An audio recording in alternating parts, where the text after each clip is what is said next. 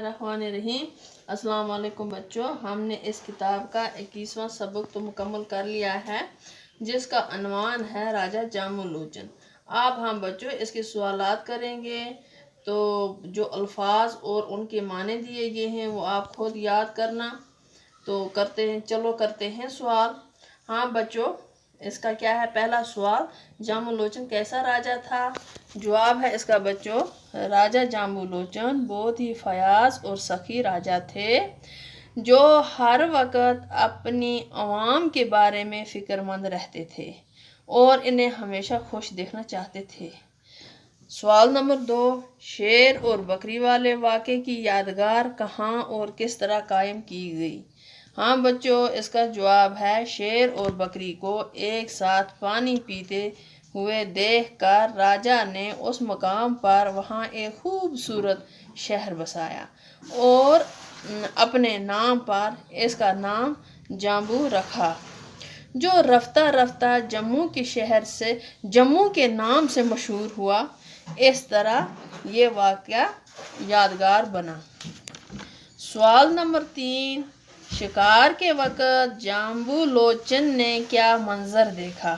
ہاں بچوں، اس کا جواب ہے شکار کے وقت راجہ جامو لوچن نے ایک بکری اور شیر کو ایک ساتھ تالاب سے پانی پیتے ہوئے دیکھا، جس سے وہ بہت متاثر ہوا اور شکار ترک کر دیا۔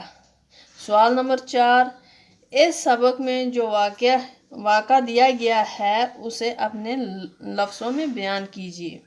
ہاں پیارے بچوں، اس کا جواب ہے ایک دن راجہ جامو لوچن شکار کرتے کرتے جنگل میں کھو گیا۔ جب وہ چلتے چلتے 2 پہاڑیوں کے بیچ پہنچا تو انہوں نے دیکھا کہ ایک بکری اور شیر ایک ساتھ تالاب سے پانی پی رہے تھے۔ یہ دیکھ کر راجہ کے دل میں ہمدردی اور رحم کے جذبات نکھر آئے اور انہوں نے ہمیشہ کے لیے شکار کرنا ترک کر دیا اور اس تالاب کے مقام پر اپنے نام پر ایک خوبصورت شہر بسایا جو رفتہ رفتہ جموں کے نام سے مشہور ہوا۔ ہاں بچوں، جو اس کتاب میں 4 سوالات تھے وہ ہم نے مکمل کیے۔ جو اب ہم اس کا تیسرا پارٹ پڑھنے جا رہے ہیں جو ہے مندرجہ ذیل الفاظ کی جمع لکھیے۔ ہاں اس کا کیا ہے، یہ واحد جمع ہم نے لکھنے ہیں، ادیب، ادبا، شاعر، شعراء، مندر یہ واحد ہے، اس کا ہے جمع منادر، مسجد یہ واحد ہے، اس کا جمع ہے مساجد، منظر واحد ہے، اس کا ہے جمع منظر مناظر، اور کیا ہے قصبہ واحد ہے، اس کا ہے جمع قصبے، اور لاسٹ میں کیا ہے مقام، تو اس کا جمع آئے گا مقامات۔ ہاں پیارے بچوں، ہم نے واحد جمع بھی کر لیے، تو اب اس کا چوتھا پارٹ جو کہ ہے اس میں کتاب میں لکھا ہوا ہے، تلاش کیجئے اور بتائیے۔ ہاں پیارے بچوں، آپ اس سبق کی جو ہے ریڈنگ خود کرنا، اس کے بعد آپ اس کا یہ صفت وغیرہ خود ڈھونڈ کے تو خود یہ ہوم ورک کرنا۔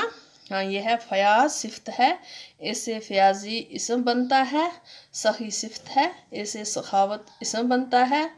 آپ اس سبق میں 5 صفت تلاش کیجیے اور پھر ان سے اسم بنائیے۔ ہاں پیارے بچوں، یہ آپ کے لیے ہوم ورک میں نے رکھا، تو یہ آپ نے نوٹ بک پہ کرنا۔ تو تب تک کے لیے اللہ حافظ۔